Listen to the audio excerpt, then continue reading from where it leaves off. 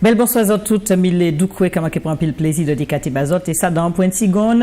Réforme l'UAG, qui ça qui ressorti, devant l'UAG, puis projet de loi, pour qui fait pas côté de l'Assemblée nationale, à dans même ballon, après nous qui gardé, ouais, qui ça qui a fait, et puis les mamans qui allaient, qui a commencé le bac, je dis, c'était par rapport à philo.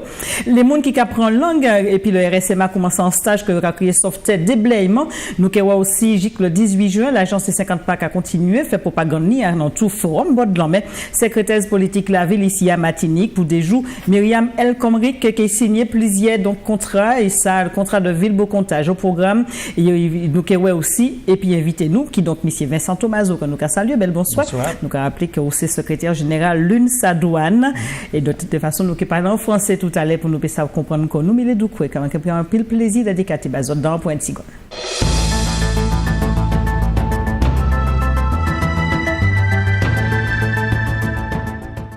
Décision tombée à sous sanction disciplinaire par côté conseil d'administration de l'université Toulouse-Lyon, sanction Fred Selimène, Kevin Kologoza, et puis Eric Carpin qui a aussi reprend postio plus vite que tout de suite par côté l'UAG. Fred Selimène, quant à lui, trappé en blâme, il peut ni la possibilité de reprendre non plus direction de Cré-Rigmia et ça pendant 5 années seulement par côté l'université, Corinne Mancé-Caster, j'ai dit et j'avoué devant qu'il fait appel. Décision là.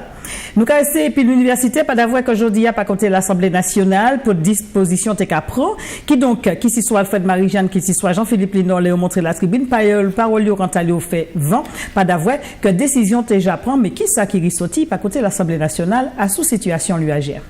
Nous avions avec nos collègues sénateurs 2 exigences pour permettre à cette université des Antilles de fonctionner au bénéfice à la fois des universitaires qui la composent et des étudiants qui sont les premiers acteurs de cette université. La première exigence, c'est de faire de l'Université des Antilles une université d'une taille suffisamment importante pour lui permettre de jouer tout son rôle, à la fois dans les 2 régions des Antilles et en même temps dans le monde universitaire. La deuxième exigence, c'était de respecter la spécificité de chacun des pôles universitaires antillais, la Guyane et la Martinique, parce qu'il y a là, Madame la Ministre vient de le rappeler, une situation tout à fait particulière que nous ne connaissons pas dans les autres pôles universitaires. La première exigence est satisfaite par l'organisation même de la gouvernance du pôle universitaire des Antilles. Le budget, en particulier, la stratégie générale du pôle universitaire, nous l'avons dit lors de la première et de la deuxième lecture et lors de la navette parlementaire entre nous-mêmes et le Sénat. La deuxième exigence, celle de la reconnaissance de la diversité de chaque université à l'intérieur du pôle, c'est effectivement le fameux ticket, ou plus exactement l'élection d'une manière autonome des vice-présidents représentant d'un côté le pôle, l'université si je puis dire, ou la partie martiniquaise et de l'autre côté la partie guadeloupéenne du pôle antillais. Nous n'avons pas pu arriver à un accord qui, je le répète, est plus sur le fonctionnement que sur la nécessité que nous partageons tous de donner à l'Université des Antilles les moyens de fonctionner convenablement au bénéfice, je le répète, à la fois des universitaires et des étudiants. Assurez pas peut-être les jeunes mamans qui allaient au bac, qui commençaient à aller au bac jeudi à Kenya, entré par la porte de l'université, pas d'autres qui 3150 élèves allaient cabécher beau matin. Et ça pendant 4 ans, à sous un sujet qui mania yo philosophé à sous thème là. C'est comme ça que nous longe micro après pour garder ouais qui mania yo sorti en disant ça le coup là. Ça va, ça s'est plutôt bien passé. On est tombé sur, si je me trompe pas, le désir et le bonheur, les 2 en même temps. Enfin, une explication de texte que j'ai choisi parce que pour moi, c'est ce qu'il y avait de plus judicieux à choisir. Parce que j'ai quand même eu du mal avec la dissertation et l'explication de texte reste quand même pour moi une valeur assez sûre. Et ça me permet d'assurer en fait une assez bonne note. J'avais acheté un prépa bac pour m'aider. Oui, ça va. Je pense que oui, ma plus importante c'est oui. Ça s'est bien passé dans l'ensemble. Ça a été très positif. J'ai choisi la dissertation parce que je maîtrisais mieux cette méthode et le sujet m'inspirait plus. C'était positif. J'ai fait de mon mieux, comme d'habitude, et puis voilà. D'accord. Qu'avez-vous choisi? L'explication de texte. Pour quelle raison? Parce que la dissertation ne me parlait pas. Les deux sujets de dissertation ne me parlaient pas. C'était sur le désir. On parlait du désir avec l'auteur Hobbes. Ça va, je suis plutôt sereine. Ça s'est bien passé, l'épreuve. Donc voilà, je sens que je peux attaquer les autres matières là maintenant. J'ai choisi l'épreuve de rédaction où il y avait des questions. C'était sur l'expérience. C'est terminé, donc je suis... C'est un ouf puisque c'est une des épreuves où j'avais eu le plus d'appréhension. On n'a pas vraiment eu de cours puisque la prof a été absente plusieurs fois, donc on n'a pas vu trop, mais bon, ça s'est bien passé. J'ai choisi le sujet 1 qui était sur la connaissance. Plus précisément, c'était la connaissance scientifique élimine-t-elle toute croyance? Ça s'est bien passé, je pensais que ce serait plus dur. Mais ça va, c'est pas si difficile que ça. Ça m'a surpris, il y avait 3 sujets. J'ai choisi l'expérience. Et oui, ça m'a un peu surpris, mais bon, je me suis adapté rapidement. Dans quel sens tu dis que ça t'a surpris? Les questions qui ont été posées à propos des sujets. Je pensais que ce serait moins compliqué que ça au départ, mais au final, après réflexion, ça allait. Sauveterre des Blayes, c'est non en formation que le RSMA mettait ça pendant 10 jours, les mamans bénévoles qui a venu prendre langue la caillou. Et puis en basier, Marilyn Arouvel, qui c'est quant à lui présidente de l'ADCP, qui parle à l'association départementale de la protection civile, et puis le lieutenant-colonel Denis Lopez, quant à lui, il a pour l'armée en stage qui est fait à sous des jours, à sous les officiers de la sécurité civile qui sortit l'autre bois qui arrivait ici. Des missions dévolues au RSMA et le secours à la population lors de catastrophes naturelles. C'est pour cela que le RSMA forme des volontaires, parallèlement à leur formation professionnelle, par un stage, sauvetage et déblaiement de 15 jours, afin d'être en mesure de renforcer les équipes de la sécurité civile sur le terrain. Ce stage a débuté hier par la partie théorique, était encadré par 2 sous-officiers de la sécurité civile venus spécialement de France hexagonale. C'est un stage qui est réservé pour les gens du RSMA. De façon à ce qu'ils puissent être mis en place lors des cyclones ou des tremblements de terre qu'il y aurait sur les Antilles. C'est une formation qui va durer 15 jours. Donc on a commencé ce matin, donc le lundi 15, jusqu'au vendredi 26 juin. Il y aura donc des formations en l'eau de sauvetage et protection contre les chutes, une formation aussi avec l'ARI, donc l'appareil respiratoire isolant, qui dure 2 jours, et ensuite environ 7 jours sur le sauvetage déblaiement. Le sauvetage déblaiement, c'est les techniques qui vont nous permettre de rechercher des personnes qui pourraient être ensevelies dans leur maison suite à un tremblement de terre. Donc il y a des techniques bien spécifiques, on doit les apprendre à marcher sur des décombres, de rechercher des personnes ensevelies, de les sortir avec des techniques bien particulières et utilisation de matériel, de percement, de façon à pouvoir aller chercher les personnes qui seraient bloquées dans des poches de survie. Un exercice de synthèse avec le service départemental d'incendie et de secours se déroulera le jeudi 25 juin à Trinité. Myriam El Khomri, c'est non-secrétaire l'État qui est en charge de la politique de la ville. Ici, et ça, pour signer les contrats de ville, qui est fait par côté Fort-de-France, et puis plusieurs d'autres communes, comme Sainte-Marie, Robert et puis Lammentin. Et c'est l'occasion pour, il y a dans le contrat de ville, qui remplaçait le contrat urbain de cohésion sociale, qui était déjà avant ça, qui était qu'à permettre que les mamans qui sont dans des quartiers qui sont difficiles d'être en chance de tirer Koyo devant. Qui donc, c'est l'occasion pour garder, qui ça est venu fait ici à Martinique. Et puis, poser pied déjà pour yon, pas côté comme quartier Volga-Plage, la commune de Fort-de-France. Myriam El Khomri, la secrétaire d'État à la politique de la ville, est en visite officielle en Martinique. Cet après-midi, elle s'est rendue au quartier de Volga-Plage, accompagnée par Didier Laguerre, le maire de Fort-de-France. L'objectif était d'échanger autour de la politique des projets à destination de ce quartier dans le cadre des contrats de ville. L'enjeu aujourd'hui, vous savez, il y a 1500 quartiers politiques de la ville.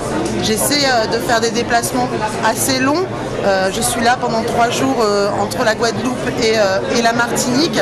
Bien évidemment, je n'ai pas le temps d'appréhender toutes les problématiques de ces quartiers, mais il me semble important de passer du temps sur des thématiques avec les citoyens, de passer du temps avec les entreprises aussi, parce que l'enjeu qui se pose à nous, c'est comment on arrive à créer vraiment une stratégie de développement économique, de cohésion sociale et également de renouvellement urbain de ces quartiers. Donc il faut passer du temps avec les élus, avec les services de l'État, avec les habitants, avec les associations, les entreprises, et je pense que c'est tous ensemble qu'on arrivera à améliorer le quotidien. Donc c'est mon rôle. J'ai passé 1 heure ici. Je pense qu'avec tout le travail qui m'avait été transmis à Paris d'un habitant du quartier, qui était dans mon bureau à Paris, je pense qu'il m'avait largement sensibilisé, et pour moi c'était important d'être avec eux aujourd'hui, parce que c'est pas évident non plus pour des habitants de se mobiliser comme ça.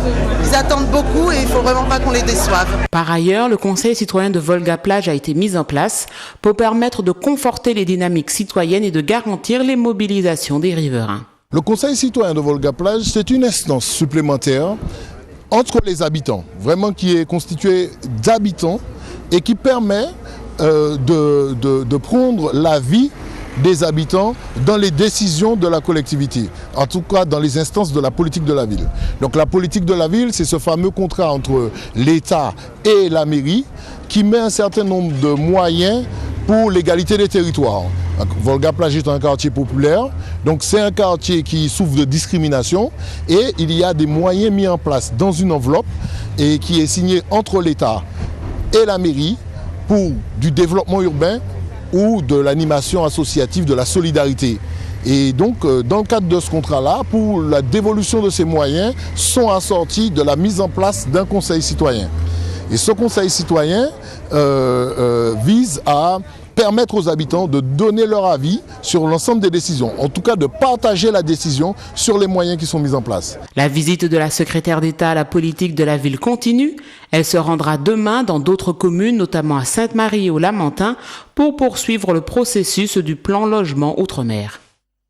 Allez, nous allons revenir à les plateaux pour nous recevoir M. Vincent Thomazeau, qui est secrétaire général de l'UNSA Douane. Bonsoir. Bonsoir. Merci d'être venu, merci d'avoir accepté notre invitation. Et nous allons parler de douane, la douane. Alors, c'est vrai qu'on les voit souvent sur le côté bas de route, des contrôles. La douane, est-ce uniquement ceux qui sont habillés qu'on voit, c'est ça la douane ? Pas seulement. La douane est une administration méconnue, c'est vrai. C'est une administration qui regroupe différents métiers, alors classés dans 2 branches d'activité principalement. Donc il y a les opérations commerciales, des agents qu'on voit un peu moins souvent, qui sont dans les bureaux. Et effectivement, il y a les agents donc, de la surveillance, qu'on appelle la surveillance, qui sont les douaniers en tenue, au bord de la route, mais également sur mer et dans les airs. Alors, en Martinique, on les voit souvent, le plus souvent sur les bas-côtés de route. Alors, vous êtes venu quoi ? Vous êtes venu les encourager à être toujours là, être au plus près de la population ? C'était quoi votre rôle exactement ? Alors, mon objectif en tant que secrétaire général d'une organisation syndicale, c'est de venir à la rencontre de nos adhérents et de l'ensemble des douaniers donc de Martinique, afin d'appréhender leurs problèmes au plus près du terrain, c'est-à-dire de voir exactement dans quelles conditions ils exercent leur métier. Oui. Donc vous êtes un syndicat majoritaire, on le rappelle, au niveau de la douane. Tout à fait. Au niveau de la Martinique et Antilles-Guyane, oui, nous sommes le syndicat majoritaire. Pas ailleurs. Alors, pas encore. D'accord, ça viendra. Alors, je l'espère. C'est vrai que quand on regarde un peu comment fonctionne la douane, quand on les voit, est-ce qu'en Martinique, nous pouvons dire que nous avons de bonnes équipes qui peuvent effectivement nous protéger, puisqu'en fait, le rôle d'un douanier, c'est aussi protéger une population ? Tout à fait. La douane est une administration de protection par excellence. On protège aussi bien nos concitoyens, les consommateurs, nos entreprises, l'économie française en général, le budget de l'État. Donc, nos missions... Faites rentrer de l'argent. On fait rentrer de l'argent, tout à fait. On est le premier contributeur du budget de l'État. Et un agent des douanes rapporte 7 fois ce qu'il coûte. Alors, est-ce qu'il y a des moyens suffisants pour permettre justement que cet argent arrive à rentrer facilement ? Malheureusement non, puisque depuis un certain nombre... Vous faites rentrer de l'argent ? Tout à fait. Mais pourtant, depuis un certain nombre d'années, la douane subit différents plans de réduction d'effectifs. Quelques chiffres, dans les années 80, nous étions 22 000 douaniers au niveau national. À l'heure actuelle, environ 16 000... Y compris les départements d'outre-mer. Tout à fait. Hein.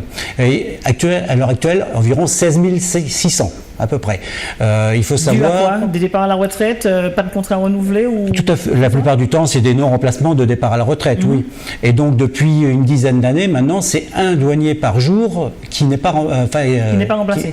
Tout à fait, c'est un douanier en moins par jour. Voilà, en fait. Environ 3000 postes de douaniers en moins en 10 ans. Et comment vous faites pour travailler? Comment qu'ils font si y a, la population augmente? Et puis quand on regarde, on parle souvent de la douane quand il y a des narcotraficaux, quels qu'ils soient, qu'on a arrêtés. Mais comment que vous faites pour assurer, et puis s'il y a du personnel en moins? Les agents donnent le meilleur d'eux-mêmes. C'est vrai qu'on nous demande toujours plus avec toujours moins d'agents. Il y a donc des restrictions d'effectifs, mais il y a également des budgets en réduction, de moins en moins de moyens pour travailler. Donc c'est vrai que c'est de plus en plus compliqué pour les agents d'effectuer leur mission et d'effectuer leur métier dans de bonnes conditions. Et quand vous parlez de moyens, vous parlez de quoi? Alors les moyens, ce sont les moyens matériels notamment. En Martinique en particulier, où on a les 3 composantes donc, de la surveillance. On a des effectifs terrestres, on a des effectifs de marins et des aériens. Bon, il faut savoir qu'au niveau des marins, par exemple, on n'a quasiment pas de bateaux.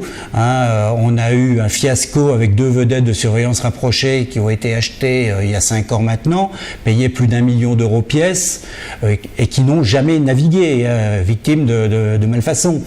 Donc il y a de nouveaux bateaux qui vont arriver, mais beaucoup plus petits. Alors quand vous parlez de cette situation, c'est une situation que vous avez constatée qu'en Martinique ou aussi en Guadeloupe et entendu aussi en Guyane, puisque vous irez d'ici après-demain? Alors c'est une situation qui est généralisée, aussi bien dans les départements d'outre-mer que métropole. Effectivement, avant de venir en Martinique, je suis passé en Guadeloupe et la situation est identique.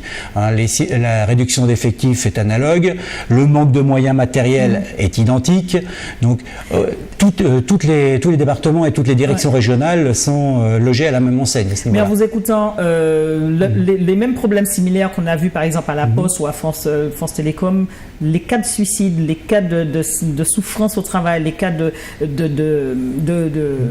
toute espèce de crise, ça existe à la douane? Tout à fait. C'est une réalité également en douane. La souffrance au travail, c'est également une réalité en douane. Vous n'êtes pas encore arrivé au suicide? Alors, il y a eu un certain nombre de suicides en douane. Et donc, en dépression ou autre, tout à fait. Il y a des dépressions, des burn-out. C'est une réalité que nous connaissons également en douane, tout à fait. Oui.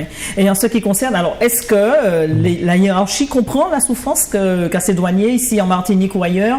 Est-ce qu'il y a une compréhension? Est-ce qu'il y a effectivement des remontées qui sont faites? Alors, la hiérarchie est très diverse et c'est vrai que c'est humain et les réactions sont différentes selon nos interlocuteurs. Bon, c'est vrai qu'il y a des endroits où c'est un peu plus compliqué qu'ailleurs. C'est le cas en Martinique où donc la haute hiérarchie douanière... Ça veut dire qu'en Martinique, c'est catastrophique? J'irai jusque-là, oui, tout à fait. On a tendance à croire que la souffrance au travail, finalement, c'est quand on est tout à fait, et que au soleil, finalement, on supporte mieux. Or, force est de constater qu'il n'en est rien. Même ici en Martinique, les douaniers souffrent. C'est vrai qu'avec moins de moyens et toujours plus finalement de résultats à obtenir, les agents le supportent de moins en moins et un certain nombre craquent. Alors, mais vous les avez trouvés comment ces agents de la douane en Martinique? Les agents de la douane en Martinique... Délaissés, abandonnés? C'est vrai qu'ils ont tendance d'être complètement abandonnés de leur administration. Ici, on est à 7000 km de la métropole, et c'est vrai que... les Antilles, c'est loin, vu de Paris, et que on a tendance un peu à les abandonner à eux-mêmes. Et quel est votre rôle alors quand vous sortirez d'ici? Alors moi, mon rôle en tant que représentant syndical national, c'est de rapporter ce que j'ai vu et de faire état de leur souffrance auprès de nos responsables donc hiérarchiques, douaniers, mais également au ministère. Ont-ils le droit de grève, les douaniers, pour revendiquer? Alors, c'est un des problèmes auxquels nous sommes confrontés. Un certain nombre de douaniers, et ça on ne le sait pas, n'ont pas le droit de grève, puisqu'un certain nombre de missions douanières sont incompatibles avec l'exercice du droit de grève. Donc, ils mangent leur peine en souffrance, là, comme ça, intérieurement? Tout à fait. Il faut pour eux trouver des solutions pour exprimer leur souffrance, pour faire valoir leurs revendications différemment que dans d'autres secteurs. Il faudrait un psychologue au travail pour ça? Alors tout à fait. Oui. C'est une profession qui, à mon avis, prospérerait chez nous. Bien. Eh bien, écoutez, on risque de vous revoir ici très prochainement alors, si la situation est catastrophique. J'espère que si je reviens, ce sera dans de meilleures conditions. Mais effectivement, il y a du pain sur la planche. Merci, Monsieur Vincent Thomazeau. On rappelle que vous êtes secrétaire général de l'UNSA Douane. Merci d'avoir accepté notre invitation. Merci également, Bazot, tout qui peut suivre nous. C'est comme ça, nouvelle nous caboute pour soyer, mais quand ils ont été nouvelles nationales et puis internationales et puis Euronews. La même des qui peut suivre feuilletons autres au cœur du péché. Et puis, quant à nous, nous apprenons langue, c'est qu'il pour demain, à compter c'était demi à dans en l'autre sac à fête. En bel boulot, bravo, bah, tout est chip là qui colle les têtes. Bon, moi, pour présenter les autres sac à fête là. Alors, l'autre des coups, on souhaite tout le monde.